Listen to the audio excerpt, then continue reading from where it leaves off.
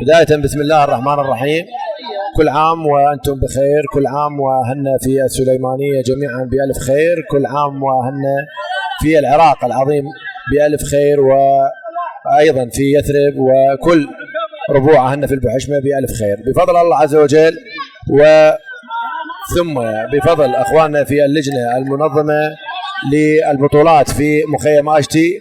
نصل اليوم إلى المباراة الختامية للبطولة الرمضانية، والتي أقيمت برعاية السيد النائب ناسك مهدي غريب وبإشراف مباشر من مدير مكتبها السيد الشيخ منصور عويد. البطولة الرمضانية التي ضمت 32 فريق واللي امتدت لأكثر من شهر، اليوم تحسم في المباراة الختامية بين فريقي الكتيبة والأكاديمية. البطولة التي كانت ناجحة بكل مقاييسها بالحضور الجماهيري والمنافسة الطيبة والشريفة والأخوية بين الفرق، والتي توجت اليوم بحضور اسمين من الأسماء الكبيرة والعملاقة من فرقنا، وكانت حاضرة من فريق الكتيبة والأكاديمية وبحضور جماهيري غفير وناجح بفضل رب العالمين. طبعا البطولة أتت ما بعد الزيارة الأخيرة للسيد النائب للمخيمات في السليمانية مع السيد الحاج أبو علي الساعدي، وكانت ضمن سلسلة من سلسلة الدعم اللي تم تقديمه لهذه الشريحة الكبيرة والقطاع المهم لأهلنا وأخواننا النازحين في السليمانية، قطاع الشباب والرياضة اللي شهد تطور ملحوظ بفضل رب العالمين منذ بداية النزوح إلى يومنا هذا.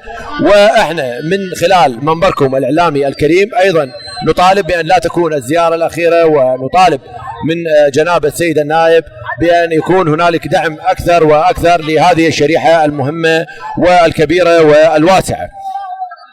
الحمد لله رب العالمين. اليوم انه احنا قدرنا ان نكون سبب من الاسباب اللي ترسم الفرحة والمتعة، وبهذا اليوم المبارك اللي هو ثاني ايام فطر مبارك على اخواننا، على وجوه اخواننا واهلنا وناسنا من جماهير ومن لاعبين ومن شيوخ ومختارية ووجهاء. شكر وتقدير ايضا من خلال جنابكم الكريم للأخوة في الإدارة والقوات الأمنية من الأسايش، وأيضا لدعمهم وحرصهم على إنجاح هذه البطولة والنشاط الرياضي. كما نشكر على القائمين من أخواننا باللجنة والكوادر التحكيمية والسيد مسؤول الملعب أبو كريم، ونشكر حضور الوجهاء والمختارية لهذه المباراة.